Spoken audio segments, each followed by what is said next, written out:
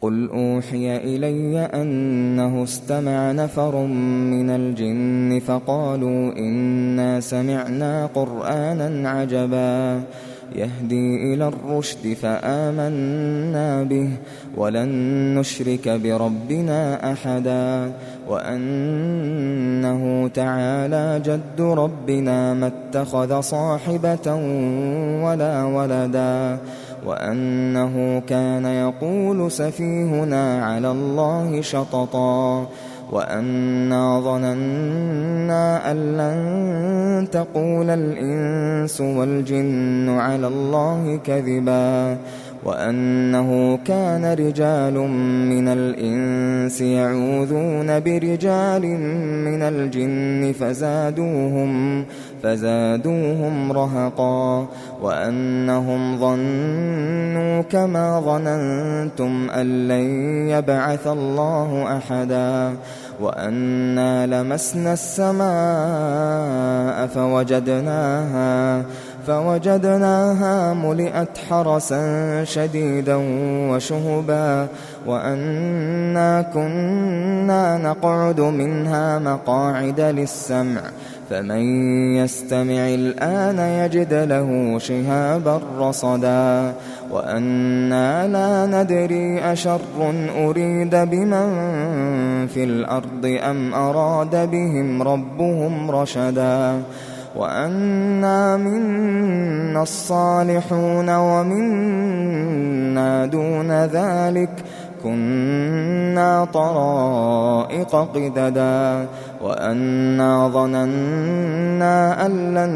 نعجز الله في الأرض ولن نعجزه هربا وأنا لما سمعنا الهدى آمنا به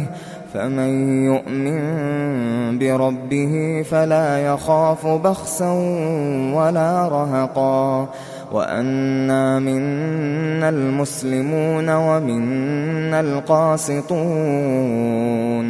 فمن أسلم فأولئك تحروا رشدا وأما القاسطون فكانوا لجهنم حطبا وأن لو استقاموا على الطريقة لأسقيناهم ماء غدقا لنفتنهم فيه ومن يعرض عن ذكر ربه يسلكه عذابا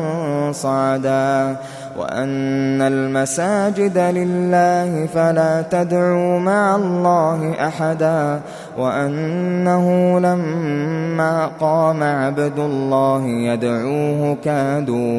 كادوا يكونون عليه لبدا قل إنما أدعو ربي ولا أشرك به أحدا قل إني لا أملك لكم ضرا ولا رشدا قل إني لن يجيرني من الله أحد ولن أجد من دونه ملتحدا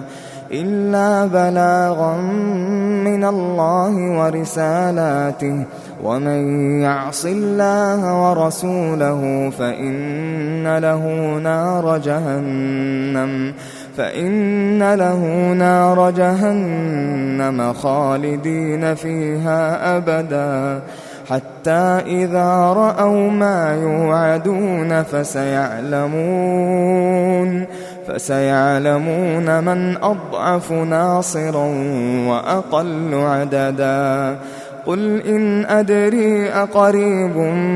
ما توعدون أم يجعل له ربي أمدا عالم الغيب فلا يظهر على غيبه أحدا